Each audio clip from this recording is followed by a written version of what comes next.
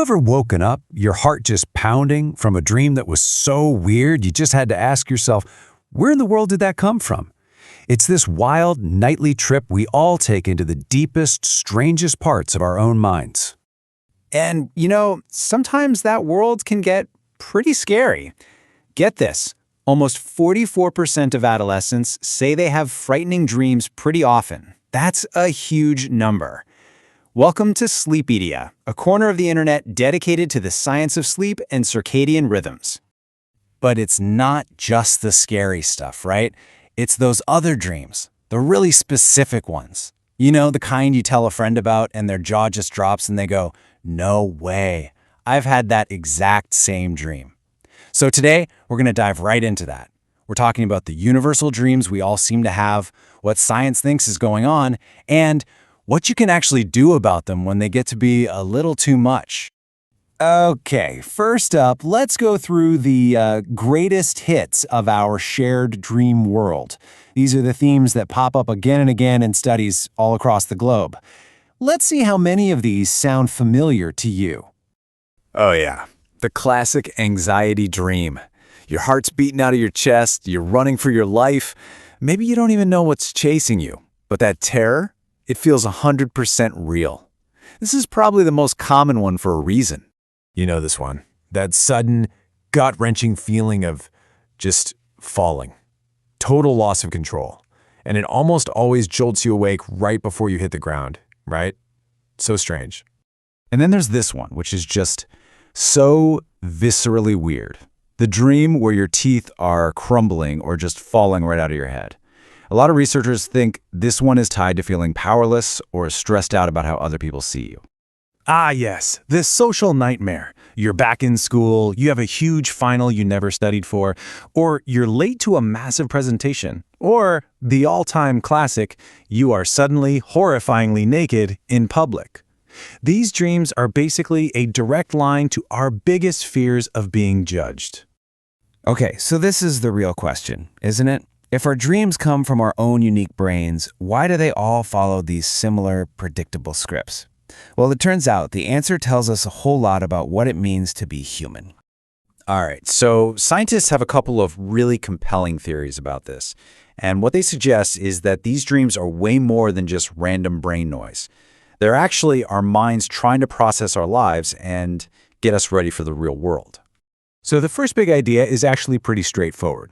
It's called the continuity hypothesis. And it basically says that your dream self isn't some totally different person. Your dreams are just a continuation of your real life, your worries, your problems, your hopes. They're just being played out on a much weirder stage with way fewer rules. And this really nails it. I mean, think about it. During the pandemic, studies saw this massive spike in anxious and just plain bizarre dreams. Why? Because everyone's daytime stress levels went through the roof. So when our waking life gets intense, you can bet our dream life is going to follow right along. Okay, now for a theory that is just so cool, it's called the threat simulation theory.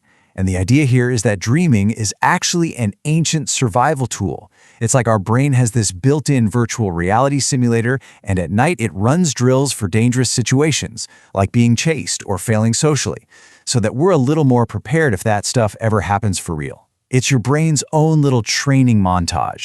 And the brain science behind this is absolutely fascinating. See, during REM sleep, which is when we have our most vivid dreams, two major things are happening. First, your brain's emotional center, the limbic system, is lit up like a Christmas tree. It's on fire. At the same time, your prefrontal cortex, the logical, rational part of your brain, has basically clocked out for the night. So what do you get? Super emotional, completely illogical stories.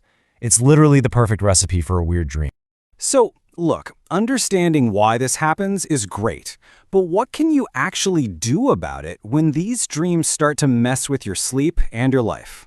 Okay, let's shift gears and talk about how we can take back a little control over our nights. Honestly, the first line of defense is usually the simple stuff.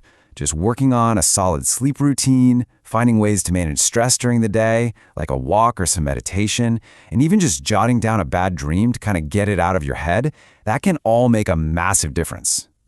Now, for those nightmares that are really stubborn, There's this incredible, science-backed technique called imagery rehearsal therapy, or IRT.